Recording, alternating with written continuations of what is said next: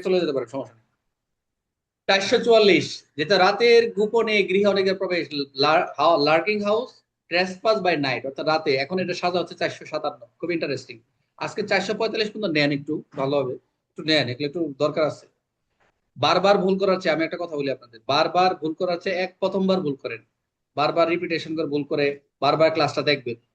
আমার কথা বলছেন, আমি বারবার একটাই বলি যে বেশি বারবার রিপিট কর। সবার আগে খাতা খাতা জমা দেওয়ার চেয়ে সবার আগে ফার্স্ট আসছে ওই কচ্ছপ গতিতে, খরগোশ গতি নয়, কচ্ছপ গতিতে যান।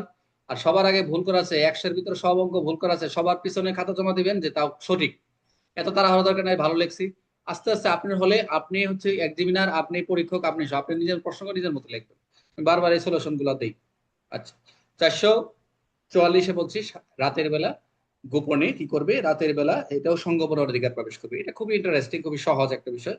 যে ব্যক্তি সূর্যাস্তের পর, অর্থাৎ সূর্যাস্তের পর, সূর্য এবং সূর্যোদয়ের পূর্বে, যখন সূর্য উঠে যাবে, উঠার আগে কেউ যদি কোনো রাতের বেলা সঙ্গোপনে এই লার্কিং করে, এই 443 করে, এই যে 443, সে কি করছে, দিনের বেলা ঢুকছে কিন্তু অপরাধগুলো, সে উপাদানগুলো এখানে রয়েছে। সে তো 443 করে নিজের উপস্থিতি গোপন করে এক জায়গায় খালি পার্থক্য হচ্ছে দিন আর রাত, সূর্যাস্তের পর এবং সূর্যোদয় আগে, এর মধ্যে এই প্রবেশ করবে।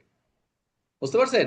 তাহলে রাতের বেলা যেটা হচ্ছে রাত্রির বেলা সঙ্গে অনধিকার বলে গণ্য হবে। সহজভাবে যদি আমরা নেই, এই যে 443 অনুযায়ী যে আমরা গোপনে যে অনধিকার প্রবেশ করলো, সেই কাজটা যদি রাতে সূর্যাস্তের পর থেকে সূর্যোদয় আগে সংঘটিত হয়, তাহলে 444 সংঘটিত হয়েছে, এক কথায়। 443-এর ঘটনা যদি রাতে ঘটে যায়, তাহলে 444 হবে এবং সাজা হবে। পার্থক্য হচ্ছে 454 দিন আর রাতের বেলা হচ্ছে 457 শাস্তি। উপাদানগুলো কি?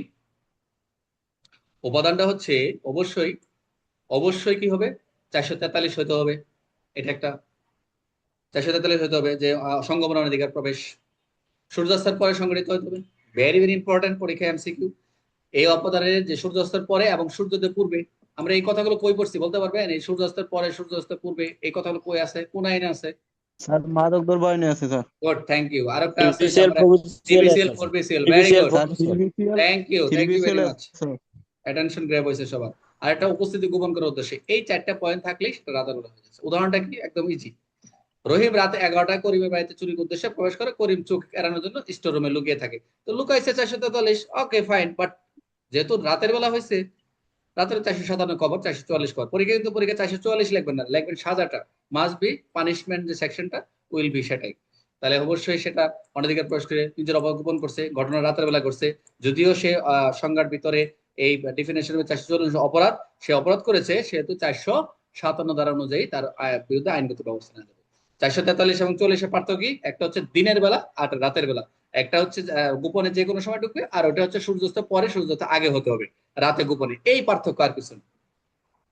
মনে রাখার জন্য 443 লুকিয়ে গৃহে প্রবেশ করে 443, আর রাতের বেলা গৃহে প্রবেশ করলে এটা, ওটা দিন এটা রাত, আর কিছু। এমসিকিউ যা আছে এগুলো পাবেন এখানে। এখানে বাই নাইট কি বলা হয়েছে, যে বাই নাইট বলছে রাতের বেলা, সেটা সূর্যাস্তের পর। এটা পরীক্ষায় কিন্তু আসতে পারে যে বাই নাইট বলতে কি বলছে, প্যানেল কোডে বলছে সূর্যাস্তের পর এবং সূর্যাস্ত পূর্ব পর্যন্ত, এটা বোঝাইছে, আর কোনো কিছু না। যেগুলো একেবারে জরুরি, এগুলো তো আমরা মোটামুটি আলোচনা করতেই আছি। তাহলে আমাদের 444 ক্লিয়ার। 441 হচ্ছে অপরাধ অনধিকার প্রবেশ, 442 হচ্ছে শুধু অনধিকার প্রবেশ বা গৃহ অনধিকার প্রবেশ, 443 সংগোপনে, আর হচ্ছে 444 রাত্রিবেলা সংগোপনে। এই হচ্ছে আমাদের 44 পর্যন্ত। এই পর্যন্ত ক্লিয়ার সবার?